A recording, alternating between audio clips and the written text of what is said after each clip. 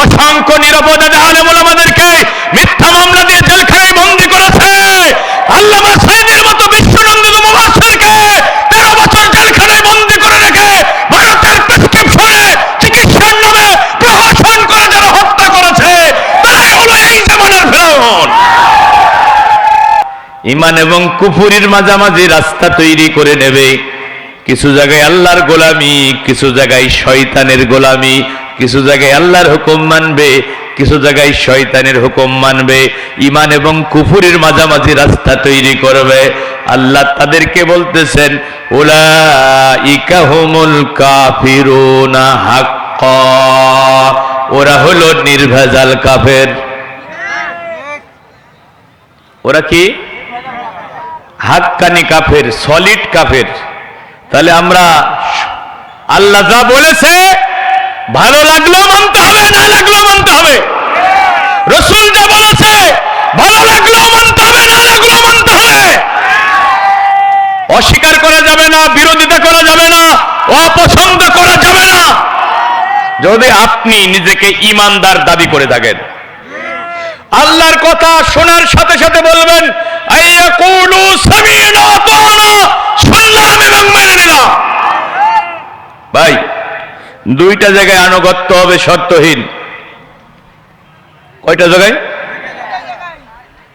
আল্লাহ বলেছে, রাসূল বলেছে, চোখ বন্ধ করে মেনে নিতে হবে। কোনো প্রশ্ন উত্থাপন করার সুযোগ নাই, কোনো যুক্তি পেশ করার সুযোগ নাই। কথাটা কে বলেছে? রাসূল বলেছে, আল্লাহ বলেছে। আপনি একেবারে চোখ বন্ধ করে ঝাঁপিয়ে পড়বেন মানার জন্য। কিন্তু কথাটা চেয়ারম্যান সাহেব বলেছে, কথাটা সভাপতি বলেছে, কথাটা হাসান আল মামুন বলেছে, শুনলেই মানা যাবে না। মানার নীতিমালা আল্লাহ কোরআনে দিয়েছে, ফাইন তানাজাতুম ফি শাইইন ফারুদ্দুহু ইলাল্লাহি ওয়া রাসূল। চেয়ারম্যান সাহেবের কথা, বক্তার কথা, ইমামের কথা, খতিবের কথা, পীরের কথা, সভাপতির কথা কোরআনের কাছে ফিরিয়ে দাও, রাসূলের হাদিসের কাছে ফিরিয়ে দাও। মিলে গেলে মেনে নাও, না মিললে ডাস্টবিনে ছুঁড়ে ফেলে দাও। এটাই হলো ইসলাম। এটা কি ইসলাম? কোনো আবেগের নাম নয়। ইসলাম ভালো লাগার কোনো বিষয় না। জেনে বুঝে আপনাকে কালেমা পড়ে ঈমানের খাতায় নাম লেখাতে হবে। আপনি যেদিন বলেছেন লা ইলাহা ইল্লাল্লাহ, সেদিনই তো আপনি বলেছেন আল্লাহ তোমার হুকুম ছাড়া কারো হুকুম আমি মানব না। তোমার হুকুমের সাথে যাদের হুকুম মিলে যাবে সেটা মানবো, তোমার হুকুমের সাথে সাংঘর্ষিক কোন বিষয় আমি মানব না। এ ভাই, কথাগুলো একটু হৃদয় দিয়ে বোঝার চেষ্টা করেন। আল্লাহ এবং রাসূলের নাফরমানি করে কারো আনুগত্য করা যাবে? জোরে বলেন না কেন? বাবা এই যে এই আয়াতে আল্লাহ বলছে তোমার রবের পক্ষ থেকে হুকুম জারি করা হয়েছে, আল্লাহর আনুগত্য করবে, আল্লাহর গোলামি করবে, তারপর তোমার মা বাবার সাথে ইহসান করবে। তাহলে আল্লাহর পরে মা বাবার হক। সুবহানাল্লাহ বলবেন না? অথচ এই মা বাবাও যদি ইসলাম বিরোধী কোনো কাজের জন্য নির্দেশ দেয়, কোরআন বলছে মা বাবার আনুগত্য করা যাবে। আবু উবাইদা ইবনুল জাররাহ রাদিয়াল্লাহু তাআলা আনহু আশারে মুবাশশারার সদস্য। দুনিয়া থেকে বিশ্বনবীর পবিত্র জবানে যারা জান্নাতের সুসংবাদ পেয়েছে তার মধ্যে একজন হলো আবু উবাইদা। দেখেন ভাইরা আমার, বদরের যুদ্ধে তার বাবা কাফিরদের পক্ষে আর আবু উবাইদা বিশ্বনবীর পক্ষে, ইসলামের পক্ষে। আবু উবাইদা ইবনুল জাররাহ বলতেছেন, আমি যখন কাফিরদের ভিড়ের মধ্যে ঢুকে আক্রমণ চালাতে লাগলাম, একজন ব্যক্তি আমার সামনে এসে দাঁড়াতে লাগলো, আমার আক্রমণের ক্ষেত্রে প্রতিবন্ধকতা সৃষ্টি করতেছিল। আমি তাকে আঘাত না করে পাশ কাটাইয়া চলে গেলাম, কিন্তু লোকটা আবার আমার সামনে এসে দাঁড়ালো, রাসূলুল্লাহকে কটাক্ষ করতে লাগলো। আমি তাকে আক্রমণ না করে, আঘাত না করে পাশ কাটিয়ে গেলাম। তৃতীয়বার যখন লোকটা আমার সামনে আসলো, আমি তাকে ক্ষমা করলাম না, আমার হাতের তলোয়ার দিয়ে তার গদ্দানে আঘাত করলাম, ধর থেকে মাথা আমি আলাদা করে ফেললাম। আমি হযরত আবু উবাইদা তলোয়ার দিয়ে যে লোকটার ধর থেকে মাথা আলাদা করে ফেললেন, তিনি আর কেউ নন, তিনি হলেন তার জন্মদাতা পিতা, তার জন্মদাতা পিতা। আবু উবাইদা বাবাকে হত্যা করেছেন যুদ্ধের ময়দানে, কারণ সে ইসলামের দুশমন। রাসূলকে গালি দিয়েছে, বরদাস্ত করতে পারে নাই, ধর থেকে মাথা আলাদা করে ফেলেছে। আবু উবাইদার উপরে আল্লাহ খুশি না বেজার? সূরা মুজাদালার আয়াত নাজিল করে প্রশংসা করেছেন আল্লাহ। সুবহানাল্লাহ বলবেন না? এই যে আমার মুকিমের ছেলের নাম রাখছে আবু উবাইদা। আমি কালকে যখন শুনলাম রাতে এসে আমি বললাম যে তুমি তো চমৎকার একটা নাম রাখছো। আবু উবাইদা ইবনুল জাররাহ আপন বাবাকে বদরের ময়দানে হত্যা করেছে। মুসআব ইবনে উমাইর তার ভাই আমির ইবনে উমাইর বদরের যুদ্ধে বন্দী হয়েছে। মুসআব ইবনে উমাইর এত ধনাঢ্য সাহাবী ছিল, তিনি এত দামি সুগন্ধি ব্যবহার করতেন, রাস্তা দিয়ে হেঁটে গেলে লোকেরা বুঝতে পারছো মুসআব ইবনে উমাইর এই রাস্তা দিয়ে হেঁটে গেছে। তিনি যখন খানা খেতে বসতেন 50 জন 60 জন মেহমান নিয়ে খেতে বসতেন, পিতলের থালায় করে মেহমানদেরকে তিনি আপ্যায়ন করতেন, খাবার দিতেন, পরিবেশন করতেন। খাবার শেষ হয়ে গেলে এই পিতলের থালাগুলো মেহমানদেরকে হাদিয়া দিয়া দিতেন। তিনি ইসলাম গ্রহণ করলেন, হিজরত করে মদিনায় চলে গেলেন। বদরের যুদ্ধে তার ভাই আমির ইবনে উমাইর বন্দী হলো। তার হাত দুইটা যখন সাহাবীরা বাঁধতেছেন, তিনি একটু চতুর প্রকৃতির ছিলেন, বললেন ওই যে রাসূলের জালিলুল কদর সাহাবী মুসআব ইবনে উমাইর, সে আমার আপন ভাই, আমার হাতটা তোমরা একটু ঢিলা করে বাঁধো। মুসআব ইবনে উমাইরের কথা শুনে সাহাবীরা তার হাতটা একটু ঢিলা করে বাঁধলেন। সকালবেলা মুসআব ইবনে উমাইর যখন শুনতে পেলেন তার পরিচয় দিয়ে সে সুযোগ সুবিধা নিয়েছে, সাহাবীরা তার হাত ঢিলা করে বেঁধেছে। মুসআব ইবনে উমাইর তিনি বললেন তার হাত দুইটা শক্ত করে বাঁধো, তার মার অনেক টাকা সেই বেশি করে মুক্তিপণ আদায় করিও। সাহাবীরা বলছেন সে না আপনার আপন ভাই। মুসআব ইবনে উমাইর বলে যে হাতে তলোয়ার নিয়ে, যে হাত তলোয়ার নিয়ে রাসূলুল্লাহর বিপক্ষে অবস্থান করেছে, ওই হাতটা তোমরা শক্ত করে বাঁধো, সে কখনো মুসআবের ভাই হতে পারে না। সুবহানাল্লাহ বলেন। কি ঈমান দেখেন সাহাবীদের। আল্লাহ এবং রাসূলের নাফরমানি করে কারো আনুগত্য করা যাবে না। বদরের যুদ্ধে হযরত আবু বকর ইসলামের পক্ষে, আবু বকরের ছেলে আব্দুর রহমান ইসলামের বিপক্ষে। যুদ্ধ শেষে কোনদিন বাপ আর ছেলের মধ্যে কথোপকথন হচ্ছে। আব্দুর রহমান বলতেছে, বাবা বদরের ময়দানে আমি অনেকবার আপনাকে আঘাত করার সুযোগ পেয়েছি, কিন্তু বাবা হিসাবে আঘাত করে নাই, আপনাকে ছাড় দিয়েছি। হযরত আবু বকর সিংহ শাবকের ন্যায় গর্জন করে উঠলেন আর বললেন, আল্লাহে রাব্বি কাবা, কাবার রবের কসম করে বলছি, এরে আমার কলিজার টুকরা সন্তান আব্দুর রহমান, ভালো করে শোনো। বদরের ময়দানে অনেকবার তুমি আমাকে আঘাত করার সুযোগ পেয়েছো, কিন্তু বাবা হিসাবে আঘাত করো নাই। আল্লাহর কসম করে বলছি, বদরের ময়দানে একটা বার আবু বকর যদি তোমাকে সামনে পেয়ে যেত, আবু বকরের তলোয়ারের প্রথম কাজটা শুরু হয়ে যেত তোমাকে দিয়ে। ছেলে হিসাবে আমি তোমাকে ক্ষমা করতাম না। আব্দুর রহমান বলে, বাবা আমি তো তোমার ওই সন্তান, একটুখানি অসুখ হলে সারা রাত প্রদীপ হয়ে শিওরে বসে থেকেছো, নিজে না খেয়ে আমারে খাওয়িয়েছো, আদর করে চুমা দিয়েছো, কপালে চুমা দিয়েছো, ঠোঁটে চুমা দিয়েছো, তুমি আমারে আঘাত করতে তোমার কি মায়া লাগতো না? আবু বকর বলে, এরে ছেলে, বদরের ময়দানে আমি তোমাকে সন্তান হিসেবে মূল্যায়ন করতাম না, বদরের ময়দানে আমি তোমাকে মূল্যায়ন করতাম। তুমি আল্লাহর দুশমন, তুমি রাসূলের দুশমন, তুমি ইসলামের দুশমন, আল্লাহর দুশমন, রাসূলের দুশমন, কোরআনের দুশমনের সাথে আবু বকরের কোনো সম্পর্ক থাকতে পারে না। এটা হলো ঈমান। ভাইরা আমার, আল্লাহ বলেছে, রাসূল বলেছে, চোখ বন্ধ করে মেনে নিতে হবে। কোন যুক্তি পেশ করা যাবে? এ কথা বলা যাবে 1400 বছর আগের কোরআন এখন কি চলে?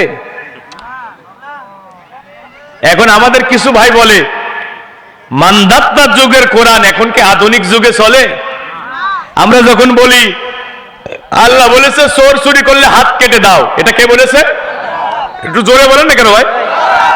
এটা আমার কথা না কোরআনের কথা? ভাই দেখেন, আমি আপনারা তো বাংলা আরবি পড়তে যদি নাও পারেন, বাংলা কোরআন আপনাদের বাড়িতে আছে না? বাংলা তরজমা সহ কোরআন। ভাই সূরা মাইয়িদার 38 নম্বর আয়াতটা একটু খুলে দেখেন তো।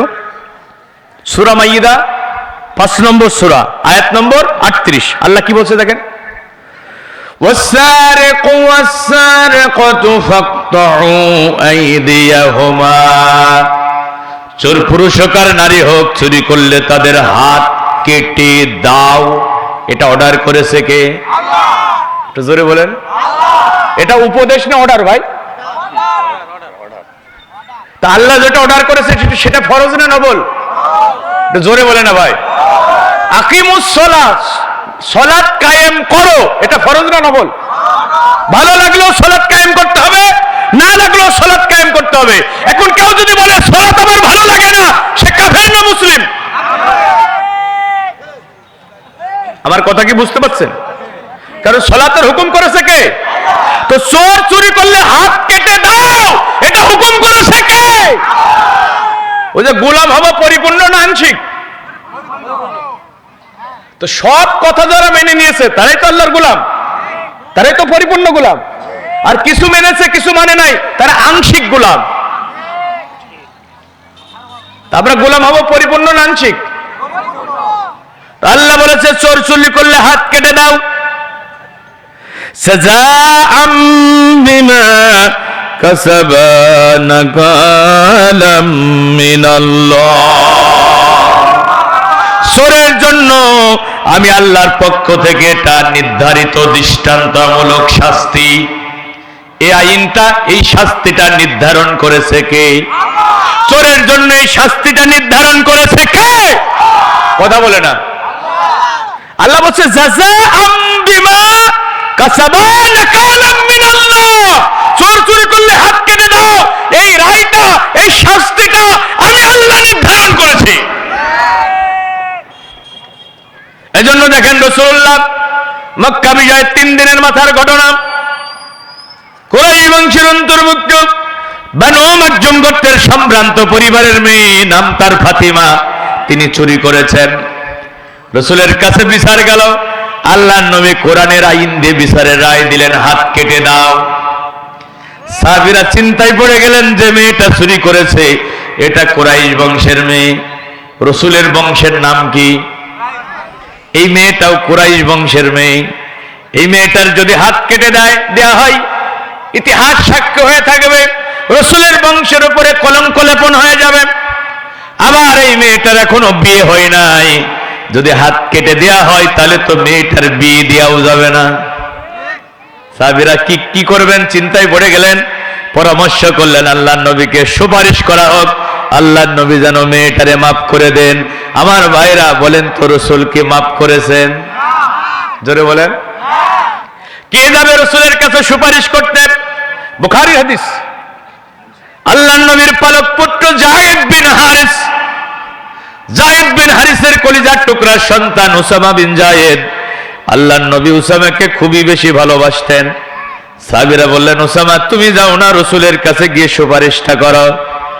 হযরত উসামা বলে, নানার কাছে কত আবেদনিত করি, এই ব্যাপারে কথা বলবো, সমস্যা কোথায়? হযরত উসামা আল্লাহর নবীর কাছে গেলেন, বললেন, ইয়া রাসূলুল্লাহ, হাবিবাল্লাহ, কুরাইশ বংশের অন্তর্ভুক্ত বানু মাখজুম গোত্রের সম্ভ্রান্ত পরিবারের মেয়ে ফাতেমা চুরি করেছে। আপনি কোরআনের আইন দিয়ে রায় দিয়েছেন মেয়েটার হাত কেটে দেওয়ার জন্য, কিন্তু সাহাবীরা সুপারিশ করেছে আপনি যেন মেয়েটার হাত কেটে না দেন, বরং কিছু দিরহাম জরিমানা করেন, অথবা শাস্তিটা একটু লঘু করে দেন, রায়টা একটু পরিবর্তন করে দেন।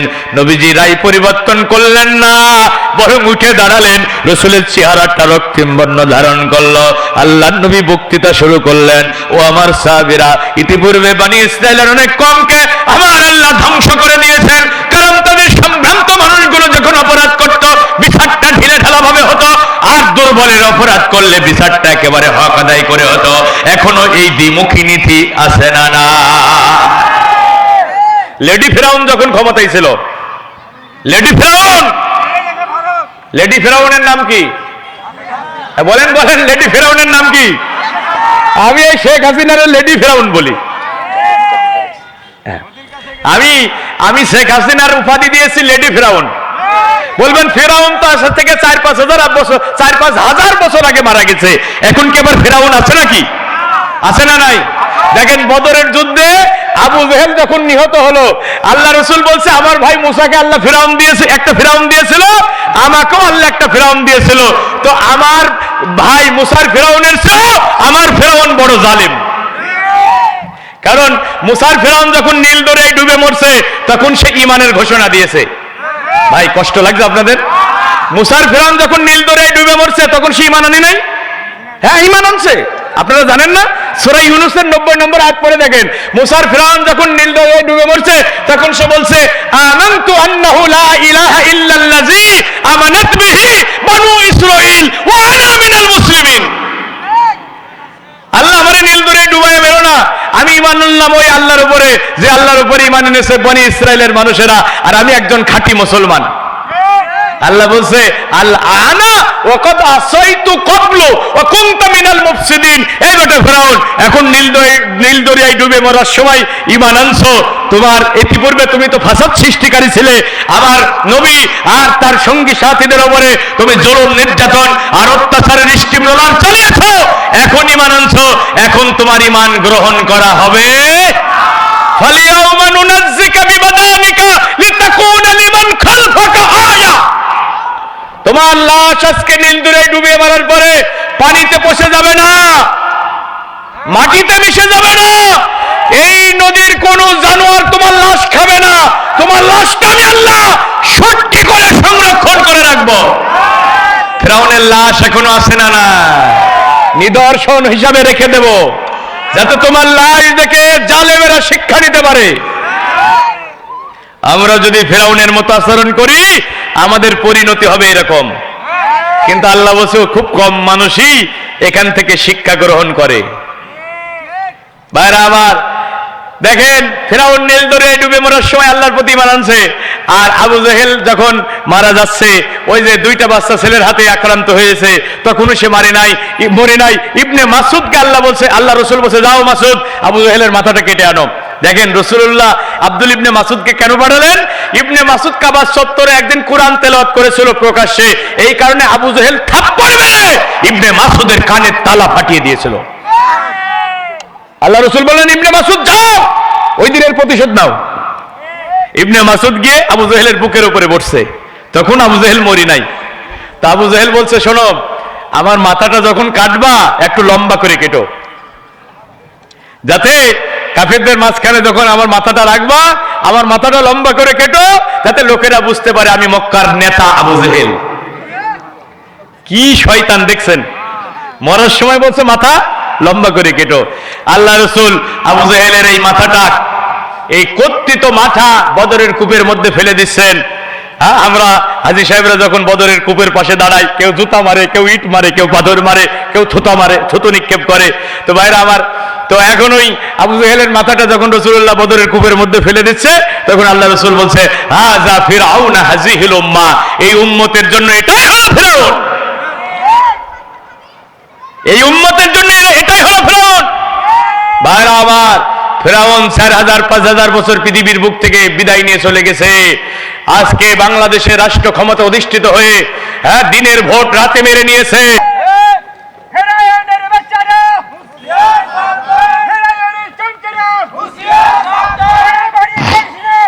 ভাইরা আমার, দেখেন চাচা মুরব্বী হয়ে গেছে কিন্তু ঈমান এখনো যুবকের মতোই আছে, আর যুবকরা বসে আছে কিন্তু তাকবীর দিতে পারছে না, কিন্তু চাচা হ্যাঁ দিচ্ছে।